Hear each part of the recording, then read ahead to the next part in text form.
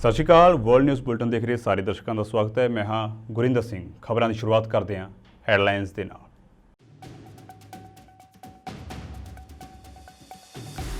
ਦੱਖਣੀ ਅਫਰੀਕਾ ਦੇ ਰਾਸ਼ਟਰਪਤੀ ਸਿਰਿਲ ਰਾਮਾਫੋਸਾ ਨੇ ਆਪਣੇ ਭਾਸ਼ਣ ਦੇ ਨਾਲ 15ਵੇਂ ਬ੍ਰਿਕਸ ਸੰਮੇਲਨ ਦੀ ਕੀਤੀ ਸ਼ੁਰੂਆਤ। ਕਿਹਾ ਸੁਰੱਖਿਆਵਾਦ ਦੀ ਨਵੀਂ ਲਹਿਰ ਕਰ ਰਹੀ ਹੈ ਗਲੋਬਲ ਵਿਕਾਸ ਨੂੰ ਕਮਜ਼ੋਰ।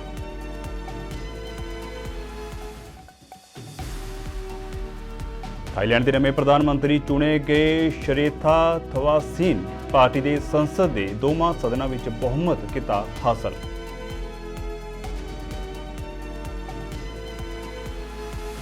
यूनान के तेज़ हवा कारण भड़की जंगल की अग बुझाउण दे विच लगे फायर फाइटर। 18 होर लाशां होईयां बरामद। मौतां की कुल गिणती हुई 20।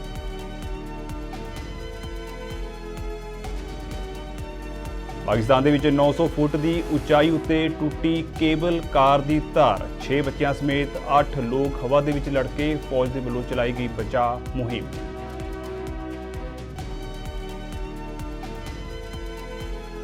रूस के राष्ट्रपति व्लादिमीर पुतिन ने वर्चुअल तौर उत्ते की ब्रिक्स सम्मेलन के विच शिरकत। कहा प्रभुसत्ता संपत्ति वाले देशों दीयां नाजायज़ पाबंदियां कारण अंतरराष्ट्रीय अर्थव्यवस्था हुई बुरी तरह प्रभावित।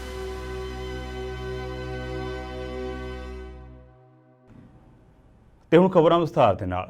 15ਵੇਂ ਬ੍ਰਿਕਸ ਸੰਮੇਲਨ ਦੀ ਸ਼ੁਰੂਆਤ ਕਰਦੇ ਹੋਏ ਦੱਖਣੀ ਅਫਰੀਕਾ ਦੇ ਰਾਸ਼ਟਰਪਤੀ ਸਿਰਿਲ ਰਾਮਾਫੋਸਾ ਨੇ ਮੰਗਲਵਾਰ ਨੂੰ ਕਿਹਾ ਹੈ ਕਿ ਸੁਰੱਖਿਆਵਾਦ ਦੀ ਨਵੀਂ ਲਹਿਰ ਅਤੇ ਵਿਸ਼ਵ ਵਪਾਰ ਸੰਗਠਨ ਦੇ ਨਿਯਮਾਂ ਦੇ ਉਲਟ ਅਨੁਚਿਤ ਇੱਕ ਪਾਸੜ ਉਪਾਵਾਂ ਦਾ ਪ੍ਰਭਾਵ ਵਿਸ਼ਵ ਆਰਥਿਕ ਵਿਕਾਸ ਨੂੰ ਕਮਜ਼ੋਰ ਕਰ ਰਿਹਾ ਹੈ। ਰਾਮਾਫੋਸਾ ਨੇ ਕਿਹਾ ਹੈ ਕਿ ਪਿਛਲੇ ਦਹਾਕੇ ਦੇ ਵਿੱਚ ਬ੍ਰਿਕਸ ਅਰਥਚਾਰਿਆਂ ਦੇ ਵਿੱਚ ਜੋ ਬਦਲਾਅ ਹੋਏ ਨੇ ਉਹਨਾਂ ਨੇ ਵਿਸ਼ਵ ਅਰਥਚਾਰੇ ਦੀ ਸ਼ਕਲ ਨੂੰ ਬਦਲਣ ਦੇ ਲਈ बहुत कुछ किया है।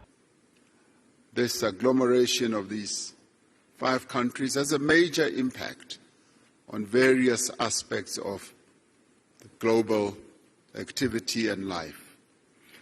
As we celebrate the 15th anniversary of BRICS, trade between BRICS countries totaled some $162 billion last year. Foreign investment has played an important role in the growth of BRICS economies. Total annual foreign direct investment into BRICS countries is 4 times greater than it was 20 years ago. However, the new wave of protectionism and subsequent impact of unilateral measures that are incompatible with WTO rules undermine the global economic growth and development. We therefore need to reaffirm our position that economic growth must be underpinned by transparency, must be compatible with a multilateral trading system that supports a developmental agenda, the type of developmental agenda that the 5 countries that are members of BRICS have embraced right from the onset. We require a fundamental reform of the global financial institutions so that they can be more agile and responsive to the challenges facing developing economies. In this respect, the new development bank, established by BRICS countries in 2015, is leading the way. Since its formation, it has demonstrated its ability to mobilize resources for infrastructure and sustainable development in emerging economies without conditionalities.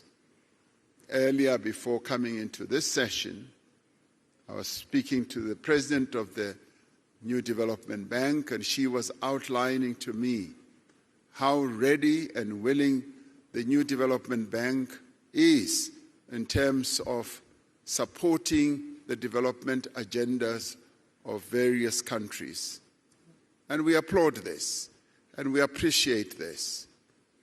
BRICS economies have emerged as powerful engines of global growth.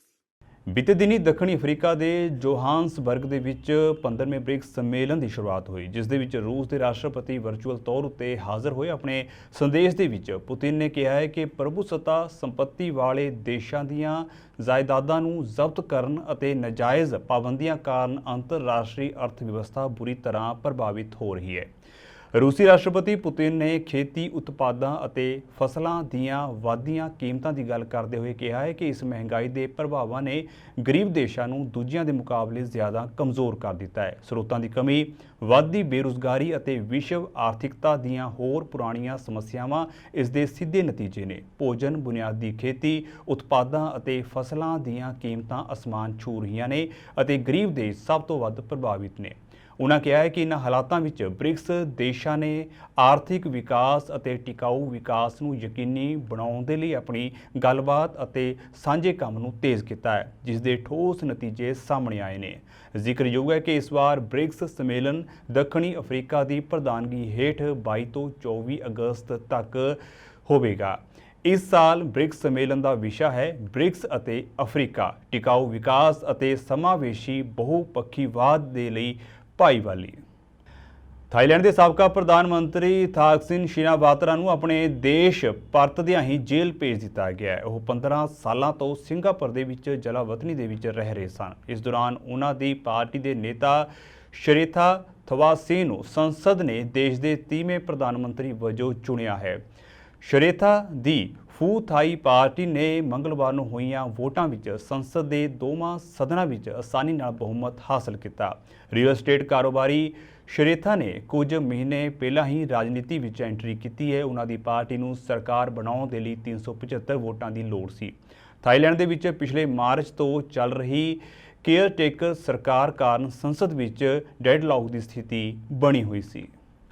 ਈਸਾਈ ਫਿਰਕੇ ਦੇ ਨਾਲ ਇੱਕ ਜੁੜਤਾ ਵਿਖਾਉਣ ਅਤੇ ਜਿਨ੍ਹਾਂ ਪਰਿਵਾਰਾਂ ਦੇ ਘਰ ਸਾੜ ਦਿੱਤੇ ਗਏ ਸਨ, ਉਹਨਾਂ ਨੂੰ ਮੁਆਵਜ਼ੇ ਦੇ ਚੈੱਕ ਵੰਡਣ, ਹਿੰਸਕ ਭੀੜ ਦੁਆਰਾ ਈਸ਼ਨਿੰਦਾ ਦੇ ਦੋਸ਼ ਦੇ ਵਿੱਚ ਦਰਜਨਾਂ ਘਰਾਂ ਤੇ ਚਰਚਾਂ ਨੂੰ ਨਸ਼ਟ ਕਰਨ ਤੋਂ ਬਾਅਦ ਬੀਤੀ ਦੇਰ ਸ਼ਾਮ ਪਾਕਿਸਤਾਨ ਦੇ ਕਾਰਜਵਾਹਕ ਪ੍ਰਧਾਨ ਮੰਤਰੀ ਅਨਵਾਰੁਲ ਹਕ ਕੱਕੜ ਨੇ ਜੜ੍ਹਾਂਵਾਲਾ ਦਾ ਦੌਰਾ ਕੀਤਾ। ਹਿੰਸਕ ਭੀੜ ਦੇ ਵੱਲੋਂ ਭੰਨ-ਤੋੜ ਕੀਤੇ ਗਏ ਘੱਟ ਤੋਂ ਘੱਟ 22 ਚਰਚਾਂ ਨੂੰ 29.1 ਕਰੋੜ ਰੁਪਏ ਦਾ ਨੁਕਸਾਨ ਹੋਇਆ, ਜਦਕਿ ਹਿੰਸਾ ਨਾਲ ਪ੍ਰਭਾਵਿਤ 91 ਘਰਾਂ ਦਾ 38.5 ਕਰੋੜ ਰੁਪਏ ਦਾ ਨੁਕਸਾਨ ਹੋਇਆ ਹੈ। ਪ੍ਰਧਾਨ ਮੰਤਰੀ ਕੱਕੜ ਨੇ ਕਿਹਾ ਹੈ ਕਿ ਹਰ ਨਾਗਰਿਕ ਦੀ ਸੁਰੱਖਿਆ ਯਕੀਨੀ ਕਰਨਾ ਸਰਕਾਰ ਦੀ ਜ਼ਿੰਮੇਵਾਰੀ ਹੈ। ਕਾਰਜਵਾਹਕ ਪ੍ਰਧਾਨ ਮੰਤਰੀ ਨੇ ਅੰਤਰ ਧਾਰਮਿਕ ਏਕਤਾ ਦੀ ਜ਼ਰੂਰਤ ਉੱਤੇ ਬਲ ਦਿੱਤਾ ਅਤੇ ਕਿਹਾ ਹੈ ਕਿ ਜੋ ਵੀ ਘੱਟ ਗਿਣਤੀਆਂ ਦੇ ਨਾਲ ਅਨਿਆਂ ਕਰਦਾ ਪਾਇਆ ਜਾਵੇਗਾ, ਉਸ ਨੂੰ ਉਸਦੇ ਨਤੀਜੇ ਭੁਗਤਣੇ ਪੈਣਗੇ। ਪ੍ਰਧਾਨ ਮੰਤਰੀ ਨੇ ਕਿਹਾ ਹੈ ਕਿ ਅੱਤਵਾਦ ਦਾ ਕਿਸੇ ਧਰਮ, ਭਾਸ਼ਾ ਜਾਂ ਖੇਤਰ ਦੇ ਨਾਲ ਕੋਈ ਲੈਣ ਦੇਣ ਨਹੀਂ ਹੈ। कोई नहीं जानता कि परसों क्या आएगा, कोई भी आने वाले वक्त को प्रेडिक्ट, अभी तक इंसानी इल्म उस सतह पे नहीं पहुंचा कि वो आने वाले वक्त का बता सके। हो सकता है कि इस आने वाले वक्त में कहीं पे कोई शरपसंद इस किस्म के घिनौने इरादे दोबारा भी रखता हो, मुझे नहीं पता। मैं आपको सिर्फ ये एश्योर कराना चाहता हूं कि कभी न सिर्फ क्रिश्चियन माइनॉरिटी के साथ, चाहे वो हिंदू हों, चाहे वो सिख हों, चाहे वो पारसी हों, चाहे वो अहमदी हों, चाहे वो किसी भी किस्म की माइनॉरिटीज से बिलोंग करते हों, अगर उनकी जानो माल पे कोई भी शख्स, कोई भी गिरोह हमला आवर होगा तो रियासत और रियासत के कवानीन को आप मजलूम के साथ पाएंगे, जालिम के साथ नहीं पाएंगे। कुरान हकीम में दो ही कौमें हैं, एक जालिम है, दूसरी मजलूम है। मूसा इसलिए गालिब थे कि वो मजलूम थे। फिरौन इसलिए शिकस्त खाया क्योंकि वो गासिब था, क्योंकि वो जालिम था। और ये फिरौनियत और ये मूसवी रवायत और सुन्नत ये ता क़यामत चलनी है। और ईसाई और इस्लामी दुनिया के बीच में तो कुर्बतें बहुत ज़्यादा हैं। मैं उस वोट का आज भी मशकूर हूँ जो पंजाब की असम्बली में पाकिस्तान की तश्कील के वक्त इस्तेमाल हुआ, और वो एक ईसाई वोट था। मेरी इब्तिदाई तालीम सेंट फ्रांसिस ग्रामर स्कूल में हुई।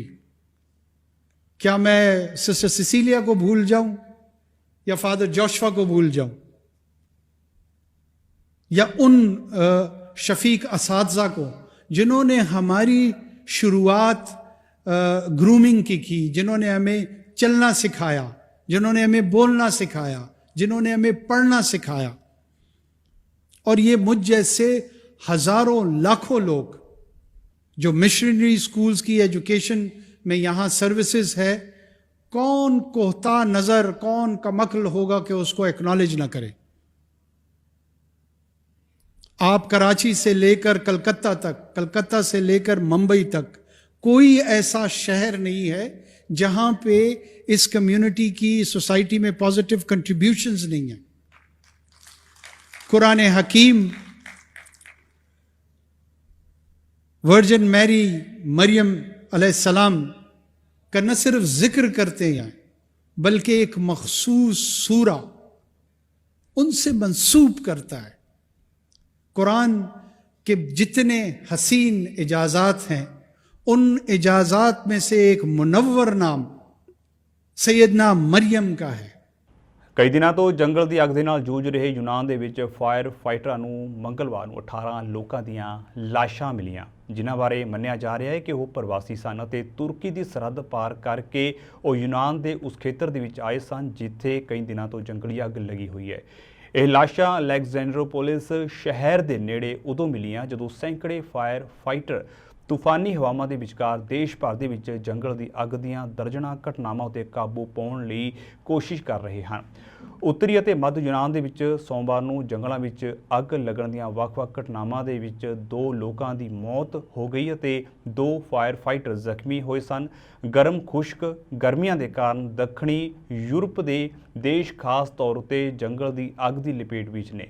ਸਪੇਨ ਦੇ ਕੈਨਰੀ ਟਾਪੂ ਦੇ ਵਿੱਚ ਇੱਕ ਹਫ਼ਤੇ ਤੋਂ ਜੰਗਲ ਦੀ ਅੱਗ ਲੱਗੀ ਹੋਈ ਹੈ, ਪਰ ਕਿਸੇ ਜਾਨੀ ਜਾਂ ਘਰ ਨੂੰ ਨੁਕਸਾਨ ਹੋਣ ਦੀ ਕੋਈ ਰਿਪੋਰਟ ਨਹੀਂ ਹੈ। ਯੂਰਪੀਅਨ ਯੂਨੀਅਨ ਦੇ ਅਧਿਕਾਰੀਆਂ ਨੇ ਯੂਰਪ ਦੇ ਵਿੱਚ ਜੰਗਲਾਂ ਵਿੱਚ ਅੱਗ ਦੀਆਂ ਵਧਦੀਆਂ ਘਟਨਾਵਾਂ ਲਈ ਜਲਵਾਯੂ ਤਬਦੀਲੀ ਨੂੰ ਜ਼ਿੰਮੇਵਾਰ ਠਹਿਰਾਇਆ ਹੈ।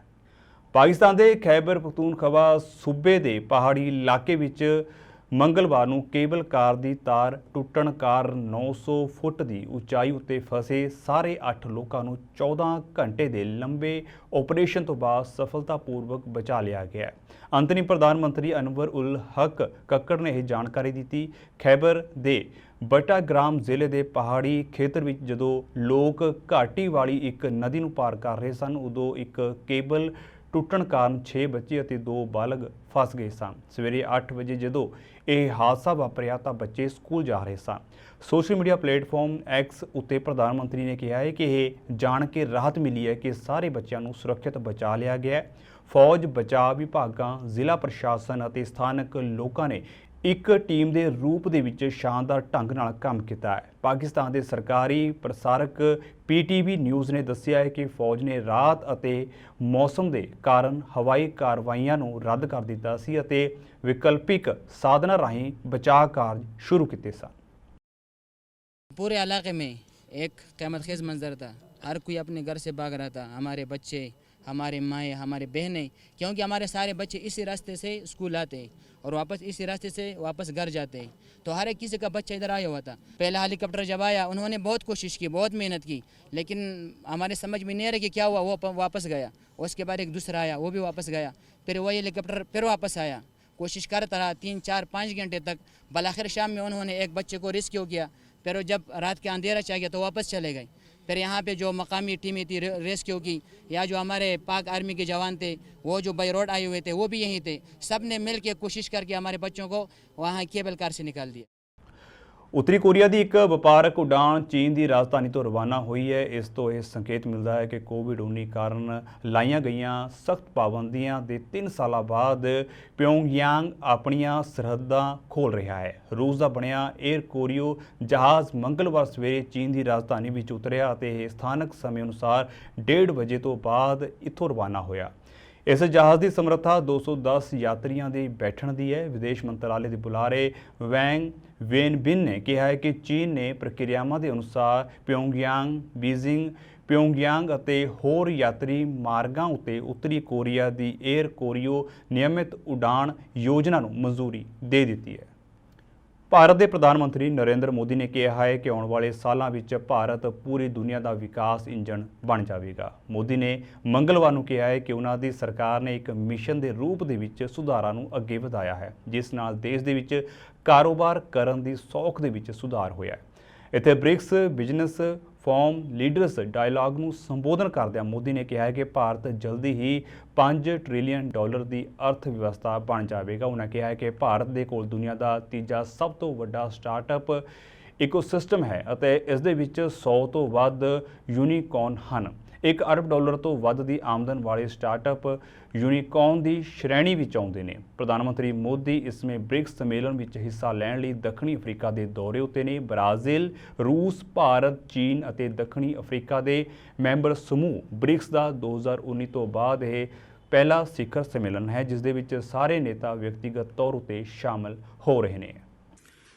पिछले 10 वर्षों में ब्रिक्स बिजनेस काउंसिल ने हमारे आर्थिक सहयोग को बढ़ाने में बहुत महत्वपूर्ण भूमिका निभाई है।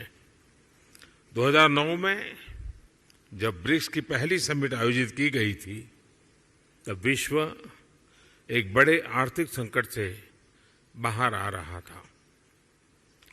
उस समय ब्रिक्स वैश्विक अर्थव्यवस्था के लिए एक आशा की किरण के रूप में उभरा था। वर्तमान समय में भी कोविड महामारी, तनावों और विवादों के बीच विश्व आर्थिक चुनौतियों से जूझ रहा है।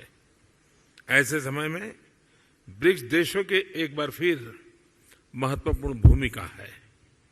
फ्रेंड्स, वैश्विक अर्थव्यवस्था में उथल-पुथल के बावजूद भारत आज विश्व की फास्टेस्ट ग्रोइंग मेजर इकोनॉमी है। जल्द ही भारत $5 ट्रिलियन इकोनॉमी बन जाएगा। इस बात में कोई संदेह नहीं कि आने वाले वर्षों में भारत विश्व का ग्रोथ इंजन होगा। यह इसलिए है क्योंकि भारत ने आपदा और मुश्किलों के समय को आर्थिक सुधार के अवसर में परिवर्तित किया। पिछले कुछ वर्षों में हमने मिशन मोड में जो रिफॉर्म्स किए हैं, उनसे भारत में ईज ऑफ डूइंग बिजनेस में लगातार बढ़ोतरी हुई है। हमने कंप्लायंस बर्डन को कम किया है, रेड टेप को हटाकर रेड कारपेट बिछा रहे हैं। जीएसटी और इंसॉल्वेंसी एंड बैंक्रप्सी कोड के लागू होने से इन्वेस्टर कॉन्फिडेंस बढ़ा है। रक्षा और अंतरिक्ष जैसे क्षेत्र जिनको प्रतिबंधित माना जाता था, आज प्राइवेट सेक्टर के लिए खोल दिए गए हैं। हमने पब्लिक सर्विस डिलीवरी और गुड गवर्नेंस पर विशेष रूप से ध्यान केंद्रित किया है। टेक्नोलॉजी के इस्तेमाल से भारत ने फाइनेंशियल इंक्लूजन की और एक बड़ी छलांग लगाई है। इसका सबसे अधिक लाभ हमारी ग्रामीण महिलाओं को मिला है। आज एक क्लिक से भारत में करोड़ों लोगों को डायरेक्ट बेनिफिट ट्रांसफर किए जाते हैं। अब तक $360 बिलियन से भी अधिक ऐसे ट्रांसफर किए जा चुके हैं। इससे सर्विस डिलीवरी में पारदर्शिता बढ़ी है और भ्रष्टाचार और मिडलमैन कम हुए हैं। प्रति गीगाबाइट डाटा की कीमत में भारत सबसे किफायती देशों में है। आज भारत में स्ट्रीट वेंडर से लेकर बड़े बड़े शॉपिंग मॉल तक यूपीआई यानी यूनिफाइड पेमेंट इंटरफेस का इस्तेमाल किया जाता है। आज विश्व के सबसे अधिक डिजिटल ट्रांजैक्शन वाला देश भारत है। ਅਮਰੀਕੀ ਕੰਪਨੀ ਸਿੰਕਰੋਨ ਪਿਛਲੇ 2 ਸਾਲਾਂ ਤੋਂ ਸਟੇਨ ਰੋਡ ਦੀ ਜਾਂਚ ਕਰ ਰਹੀ ਹੈ, ਜਿਸ ਨੂੰ ਮਨੁੱਖੀ ਅਜ਼ਮਾਇਸ਼ਾਂ ਦੇ ਲਈ ਮਨਜ਼ੂਰੀ ਦਿੱਤੀ ਗਈ ਹੈ। ਸਿੰਕਰੋਨ ਨੂੰ ਅਗਲੇ ਸਾਲ ਡਿਵਾਈਸ ਦੇ ਅੰਤਿਮ ਸੰਸਕਰਣ ਦੀ ਮਾਰਕੀਟਿੰਗ ਕਰਨ ਲਈ ਸਿਹਤ ਅਧਿਕਾਰੀਆਂ ਤੋਂ ਮਨਜ਼ੂਰੀ ਮਿਲਣ ਦੀ ਉਮੀਦ ਹੈ। ਸਟਾਰਟਅਪ ਨੇ ਕਿਹਾ ਹੈ ਕਿ ਕਲੀਨਿਕਲ ਅਜ਼ਮਾਇਸ਼ਾਂ ਨਿਰਣਾਇਕ ਰਹੀਆਂ ਨੇ, ਪਰ ਅਜੇ ਵੀ ਬਹੁਤ ਸਾਰਾ ਕੰਮ ਕਰਨਾ ਬਾਕੀ ਹੈ। ਖਾਸ ਤੌਰ ਉੱਤੇ ਦਿਮਾਗ ਦੇ ਸਿਗਨਲਾਂ ਨੂੰ ਡੀਕੋਡ ਕਰਨ ਅਤੇ ਕੰਪਿਊਟਰਾਂ ਨੂੰ ਹੁਕਮ ਦੇਣ ਲਈ ਉਹਨਾਂ ਨੂੰ ਸਰਵਵਿਆਪੀ ਭਾਸ਼ਾ ਵਿੱਚ ਅਨੁਵਾਦ ਕਰਨਾ। ਸੌਫਟਵੇਅਰ ਨੂੰ ਦਿਮਾਗ ਦੇ ਸਿਗਨਲਾਂ ਦੀ ਪਹਿਚਾਣ ਕਰਨ ਲਈ ਸਿਖਲਾਈ ਦਿੱਤੀ ਜਾਣੀ ਚਾਹੀਦੀ ਹੈ ਜੋ ਸਰੀਰ ਨੂੰ ਆਦੇਸ਼ ਭੇਜਦੇ ਨੇ, ਪਰ ਲੋਕਾਂ ਦੇ ਦਿਮਾਗ ਵੱਖ-ਵੱਖ ਤਰੀਕਿਆਂ ਨਾਲ ਕੰਮ ਕਰਦੇ ਨੇ। ਕੰਪਨੀ ਦੇ ਫਾਊਂਡਰ ਟੌਮ ਅਕਸਲੇ ਨੇ ਕਿਹਾ ਹੈ ਕਿ ਇਹ ਇੱਕ ਬਹੁਤ ਹੀ ਦਿਲਚਸਪ ਚੁਣੌਤੀ ਹੈ ਜਿਸ ਦਾ ਅਸੀਂ ਸਾਹਮਣਾ ਕਰ ਰਹੇ ਹਾਂ। ਇੱਕ ਅਜਿਹੀ ਪ੍ਰਣਾਲੀ ਦਾ ਨਿਰਮਾਣ ਕਰਨਾ ਜੋ ਸਿਰਫ ਇੱਕ ਵਿਅਕਤੀ ਲਈ ਨਹੀਂ ਸਗੋਂ ਲੱਖਾਂ ਲਈ ਹੈ। I cannot say that there has been even a single session in which he did a click and I wasn't baffled. It constantly does it. And every single time he keeps on getting better to the point where now he is, and it's like so instant. I just feel like I type slower with my hands than he does with the BCI. So it's really something for me to see every single day.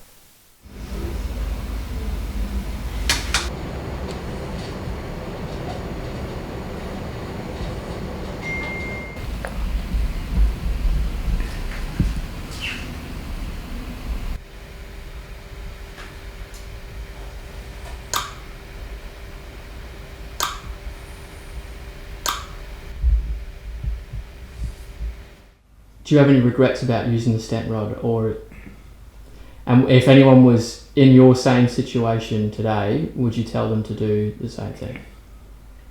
Excellent.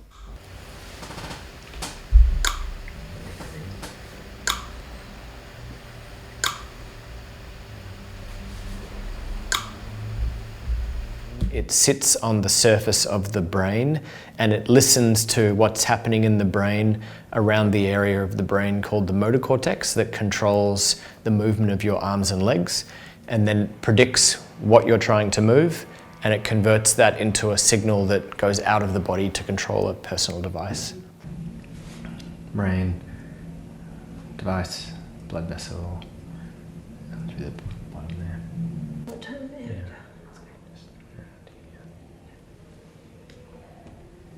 We see no adverse events, but in addition to that, we've been really fortunate to see that the majority of people who have been implanted so far can use the technology readily.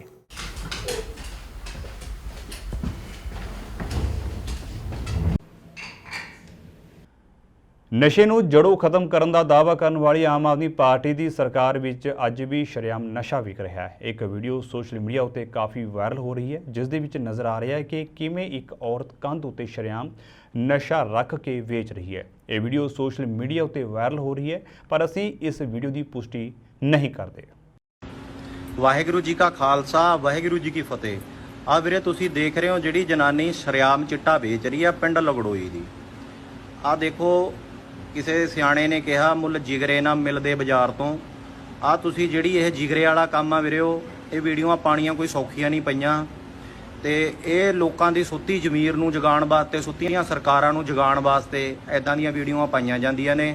ਆ ਹੁਣ ਤੁਸੀਂ ਆ ਦੇਖੋ ਕਿ ਕੰਡਾ ਰੱਖ ਕੇ ਸ਼ਰੇਆਮ ਵਿਕ ਰਿਹਾ ਲਗੜੋਈ ਤੇ ਸ਼ੇਰ ਮਾਜਰਾ ਦੇ ਵਿੱਚ ਚਿੱਟਾ। ਹੁਣ ਇਹਨਾਂ ਦੇ ਉੱਤੇ ਕੀ ਐਕਸ਼ਨ ਹੁੰਦਾ ਹੁਣ ਦੇਖਦੇ ਆ ਵੀਰਿਓ। ਸਾਰੇ ਜਿਹੜੇ ਲੋਕ ਨੇ ਆਹ ਚੀਜ਼ ਦੀਆਂ ਆਸਾਂ ਲਾਈ ਬੈਠੇ ਨੇ ਸਰਕਾਰ ਤੋਂ ਵੀ ਚਿੱਟਾ ਬੰਦ ਹੋਊਗਾ, ਪਰ ਪਟਿਆਲੇ ਤੋਂ ਇੱਥੇ ਬਿਲਕੁਲ ਨੇੜਲੇ ਪਿੰਡ ਨੇ 6-7 ਕਿਲੋਮੀਟਰ ਦੇ ਏਰੀਏ ਦੇ ਜਿਹਦੇ ਵਿੱਚ ਚਿੱਟਾ ਮਿਲ ਰਿਹਾ। ਆ ਤੁਸੀਂ ਦੇਖ ਰਹੇ ਹੋ, ਦੇਖੋ ਕਿਵੇਂ ਗ੍ਰਾਮਾਂ ਦੇ ਵਿੱਚ ਚਿੱਟਾ ਵੇਚ ਰਹੀ ਆ ਜਨਾਨੀ ਤੇ ਕੋਈ ਡਰ ਨਹੀਂ, ਕੋਈ ਕਿਸੇ ਦਾ ਭੈ ਨਹੀਂ। ਇਹ ਜਿਹੜੇ ਚਿੱਟਾ ਲੈਣ ਆਉਂਦੇ ਨੇ ਮੋਟਰਸਾਈਕਲ ਭਜਾਉਂਦੇ ਨੇ, ਇੱਥੇ ਲੋਕਾਂ ਤੋਂ ਲੁੱਟਾਂ ਖੋਹਾਂ ਕਰਦੇ ਨੇ। ਸੋ ਸਾਨੂੰ ਸੀਐਮ ਸਾਹਿਬ ਨਾਲ ਮਤਲਬ ਸ਼ਿਕਵਾ ਵੀ ਆ ਤੇ ਬੇਨਤੀ ਵੀ ਆ ਕਿ ਸਾਡੇ ਪੰਜਾਬ ਨੂੰ ਬਚਾ ਲਓ। ਤੁਹਾਡੀਆਂ ਫੋਟੋਆਂ ਅਸੀਂ ਆਪਣੇ ਕਮਰਿਆਂ 'ਚ ਲਾ ਕੇ ਰੱਖਾਂਗੇ। ਜੇ ਤੁਸੀਂ ਆਹ ਕੰਮ ਦੇ ਵਿੱਚ ਸਾਥ ਦੇਤਾ, ਸਾਡੇ ਪੰਜਾਬ ਨੂੰ ਆਪਣਾ ਪੰਜਾਬ ਸਮਝਦੇ ਹੋ ਤਾਂ ਇਹਨਾਂ ਤੋਂ ਮੁਕਤ ਕਰਾ ਦਿਓ। ਆ ਜਿਹੜੇ ਚਿੱਟੇ ਦਾ ਇੱਥੇ ਕਹਿਰ ਚੱਲ ਰਿਹਾ ਇਹਨਾਂ ਤੋਂ ਬਚਾਓ। ਆ ਤੁਸੀਂ ਦੇਖ ਰਹੇ ਹੋ ਸਰਿਆਮ ਆ ਜਿਹੜੇ ਮੁੰਡੇ ਇਹਨਾਂ ਦੇ ਵਿੱਚ ਫਸੇ ਹੋਏ ਨੇ। ਆ ਵੀਡੀਓ ਜਿਹੜੀ ਬਣਾ ਰਹੇ ਆ ਇਹ ਤੁਸੀਂ ਦੇਖ ਰਹੇ ਹੋ, ਇਹ ਬਹੁਤ ਹੀ ਜੋਖਮ ਦਾ ਕੰਮ ਆ, ਕੋਈ ਸੌਖਾ ਕੰਮ ਨਹੀਂ ਹੈਗਾ। ਸਾਨੂੰ ਮਾਰਨ ਵਾਸਤੇ ਇਹਨਾਂ ਨੇ ਧਮਕੀਆਂ ਵੀ ਆਉਂਦੀਆਂ ਨੇ। ਸੋ ਫਿਲਹਾਲ ਦੇ ਲਈ ਵਰਲਡ ਨਿਊਜ਼ ਬੁਲਟਨ ਦੇ ਵਿੱਚ ਇੰਨਾ ਹੀ ਤੇ ਹੁਣ ਮੈਨੂੰ ਇਜਾਜ਼ਤ ਦਿਓ। ਧੰਨਵਾਦ।